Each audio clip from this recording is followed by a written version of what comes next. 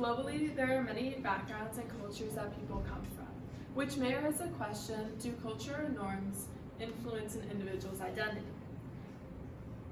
Culture or norms influence our identity because we are born with the values of those places and the values of the people that surround us.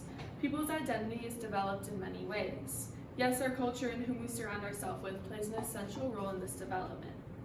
In the article, Culture of Synchronicity, it talks about both having positive and negative side effects. Here we'll be focusing on the positive lens. Synchronicity has been proven to increase cooperation, social solidarity, and trust. One study that used participants in an economic game concluded that people are more likely to make a decision for the greater good of the group, even if it's thought to harm the individual, showing that when people are a part of a group, they are more likely to make sacrifices for the greater good. Another example of how synchronicity works is when the military runs drills. They will often march in sync and drum in sync. These drills promote bonding and are more likely to have other people perceive the group as more intimidating. There has also been found to have negative side effects. A study conducted by scientists involves two groups of people, one walking behind the instructor and the others walking at their own pace. This was then followed by a short story to see how creativity and complexity were affected. Looking at the graph, we can see that the synchronized group scored a negative 2.11 on creativity, while the non-synchronized groups scored 0.04. Similar results were found in complexity, and this is just one example of how synchrony is not always good. In the Estonian Song and Dance Festival, it is one of the largest song and dance festivals in the world. In the video, it talks about how the Song Fest brings people together and to cherish their culture. At the festival, everyone is dressed in traditional Estonian clothing based on their location in the choir or dancing. Traditional clothing may include linen skirts with embroidery, white blouses, and floral head wreaths. The festival has traditional dances which are entirely in sync. Christine Lippig, a participant in the festival, states, "I appreciate that we are a free nation, and I think freedom is very fragile, and we should cherish this with the Song and Dance Festival.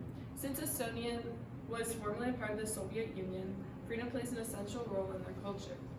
After analyzing the two sources, one connection can be made. In the article, they read about how synchrony has adverse effects on conformity. In the video, one way that they express their culture is through their clothing. In the video, they are all wearing matching outfits and dancing in sync. This is conformity. While the festival has many positive things about their culture and what the people stand for, it can also be an example of how they have not used their creativity to shape a more modern day festival.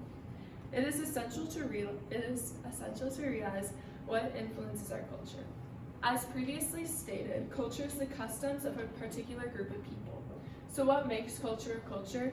Several things. This could be religion, skin color, family, political attitudes. So how does this affect our identity?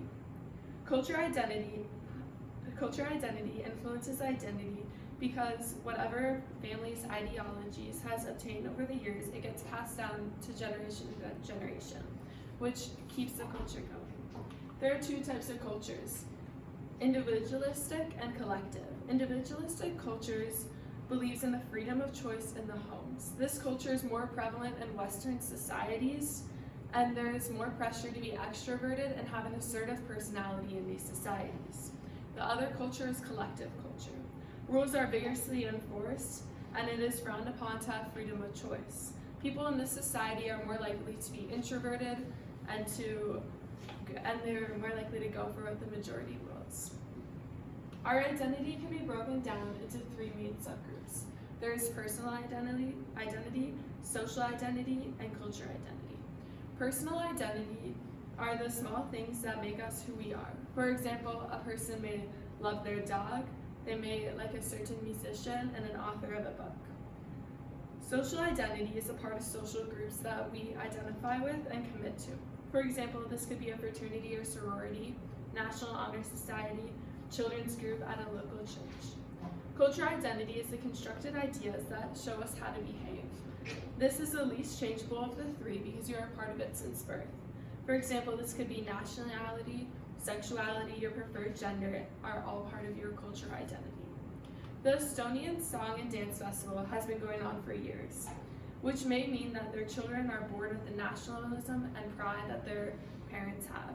It is a love for the country and a love for the culture that many countries cannot identify with. Nevertheless, it comes at a loss of their creativity and more likely to conform. Culture Synchronicity article relates to the reader because it shows the positive side effects that a culture has on the individual, such as increased cooperation, social solidarity, and willingness to help others in those groups. That will play into the social, cultural identities that were mentioned previously. Culture and norms influence our identity because who we surround ourselves with influences who we are. It plays into our personal identity, social identity, and we are born with the culture. Thank you. How did your research question evolve as you moved through the process?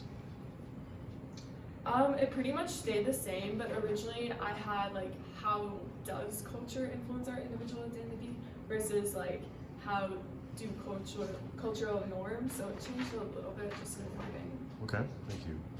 What are the implications of the findings to the community? I think it's super important to keep in mind like when you're choosing who to surround yourself with, because that really does make an impact on who you are personally. Okay, thank you.